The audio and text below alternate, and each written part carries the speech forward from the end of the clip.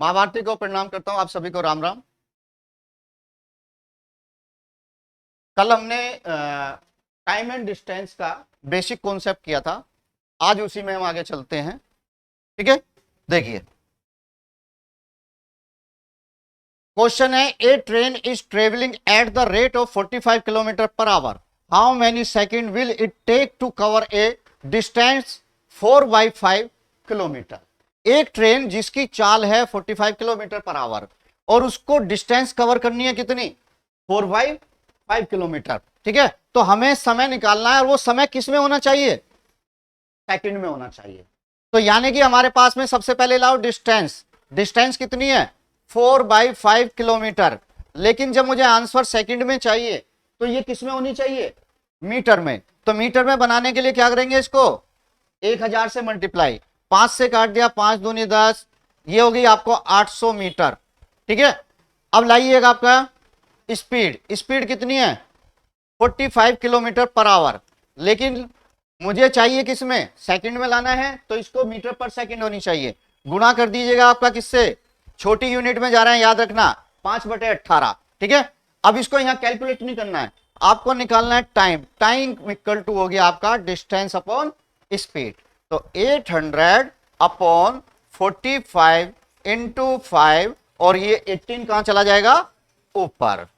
ठीक है, तो अब इसको कैलकुलेट कर देंगे, 9 पंजे 45, 9 दूनी 18, 5 से काट दिया, 16 पंजे 80, और फिर 5 से काट दिया आपका 5 दिया 15, और 5 दूनी 10, और 32 दूनी कितने हो गए 64। तो कितने सेकंड लगे, 64 सेकंड। तो आपका आंसर आ गया बी।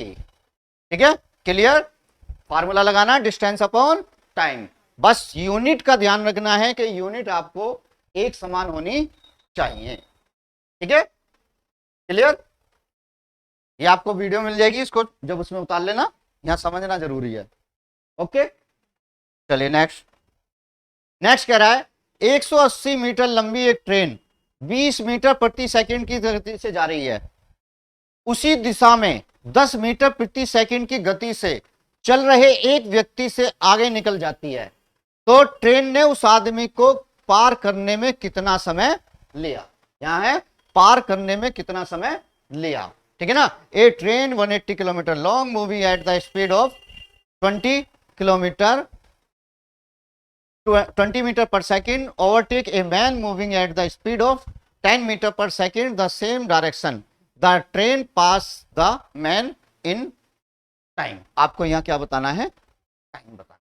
देखिए मैंने कल ही बताया था, जब ट्रेन किसी व्यक्ति को पार करेगी तो कौन सी दूरी चलेगी, खुद की लंबाई। ठीक है ना, तो डिस्टेंस तो कितनी हो गई, जो ट्रेन की लंबाई है। ट्रेन की लंबाई कितनी है 180 मीटर। ठीक है ना, अब आपको लेनी है स्पीड, टाइम निकालने के लिए मुझे स्पीड चाहिए।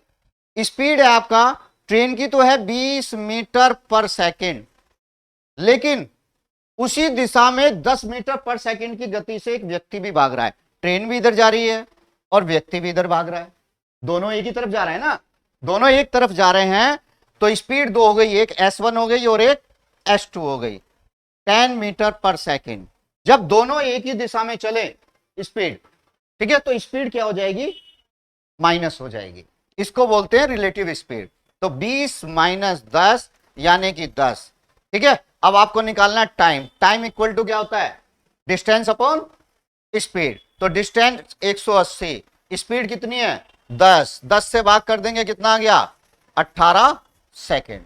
तो वो कितने सेकेंड में उसको पार कर लेगी, 18 सेकेंड में। ठीक है ना, याद रखना है, अगर सेम डायरेक्शन में मूविंग है, दो चीजें सेम डायरेक्शन में चल रही हैं, तो आपकी स्पीड माइनस हो जाएगी, और अगर अपोजिट डायरेक्शन में है तो आपकी स्पीड प्लस हो जाएगी। बस ये याद रखना है इसमें। ओके, चलिए नेक्स्ट। दो शहर हैं ए और बी, ये एक शहर ये, एक शहर ये, इन दोनों के बीच की दूरी है 330 किलोमीटर। ठीक है, एक ट्रेन ए सुबह 8 बजे चलती है ए से, यहां से सुबह 8 बजे ए से चली एक ट्रेन, और इसकी गति है आपका 60 किलोमीटर पर आवर। दूसरी ट्रेन बी की ओर यात्रा करती है, एक अन्य ट्रेन सुबह 9 बजे बी से चली, इधर से 9 बजे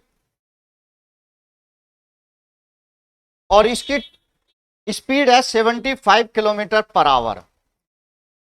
तो आपको निकालना है जब ये दोनों एक दूसरे की तरफ चल रही हैं तो कहीं ना कहीं क्या होंगी, ये मिलेंगी। तो आपको निकालना है कि आपका मीटिंग पॉइंट, इसमें कई क्वेश्चन पूछ सकता है, बस ये पूछ रहा है वो किस समय एक दूसरे से मिलेंगी। पूछ ये भी सकता है ए से कितनी दूरी पे मिलेंगी, पूछ ये भी सकता है बी से कितनी दूरी पे मिलेंगी, ठीक है ना। ए ने कितनी दूरी तय की होगी, बी ने कितनी दूरी तय की होगी, कई क्वेश्चन बना सकता है। लेकिन अभी पूछा इसने कि कितने बजे किस समय ये दोनों एक दूसरे से मिलेंगी। देखो ये चलिए 8 बजे और ये चलिए कितने बजे, 9 बजे। जब इसने स्टार्ट किया तब तक तो ये घंटा चल चुकी, तो 1 घंटे में इसने कितनी दूरी तय की होगी, 60, ठीक है। तो टोटल दूरी है आपका 330, उसमें से 60 किलोमीटर हो चुकी, बच गई कितनी, 270। अब ये भी चल रही है और ये भी चल रही है, दोनों एक दूसरे की तरफ चल रही हैं। तो स्पीड क्या बताई थी मैंने, दोनों जुड़ जाएंगी। 60 प्लस 75 कितनी हो गई, 135। अब आपको निकालना है टाइम। टाइम इक्वल टू क्या होता है, डिस्टेंस अपॉन स्पीड। तो 270 बटे 135 कितने घंटे हो गए, 2 घंटे। यानी कि 2 घंटे बाद वो एक दूसरे से क्या हो जाएंगी, मिल जाएंगी। कौन से 2 घंटे बाद, इसके चलने के, क्योंकि बाद में ये चली है, तो इसके 2 घंटे बाद। तो 2 घंटे यानी कि 9 में 2 जुड़ गए, कितने हो गए, 11। तो 11 बजे ये दोनों एक दूसरे से मिल जाएंगे, ठीक है ना। अभी समझ लो, वीडियो में आपको ये सारी चीजें मिल जाएंगी, क्लियर। नेक्स्ट,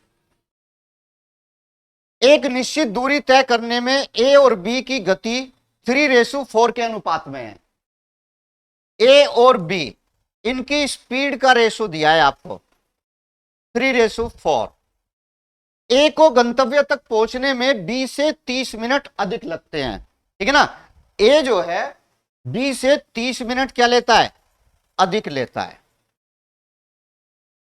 ठीक है।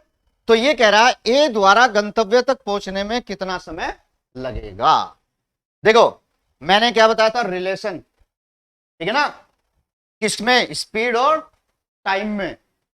स्पीड में और टाइम में कैसा रिलेशन बताया था, इनवर्स। स्पीड अगर 3:4 है तो टाइम क्या हो जाएगा, 4:3। इसका मतलब है ए लेगा 4 घंटे तो बी लेगा कितने, 3, या ए 4 मिनट लेगा तो बी कितने लेगा, 3 मिनट। अब ये कह रहा है, इस वाली लाइन को पकड़ो, कि वो ए जो है बी से 30 मिनट क्या लेता है, ज्यादा लेता है। लेकिन यहां कितना समय ज्यादा ले रहा है भाई, 1 ले रहा है। तो क्या करेंगे, 30 को 1 से डिवाइड कर दो। डिवाइड कर दिया, कितना आ गया, 30।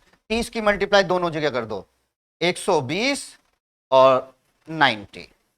तो ए का टाइम पूछेगा तो 120 मिनट, 120 मिनट का मतलब कितने हो गए, 2 घंटे।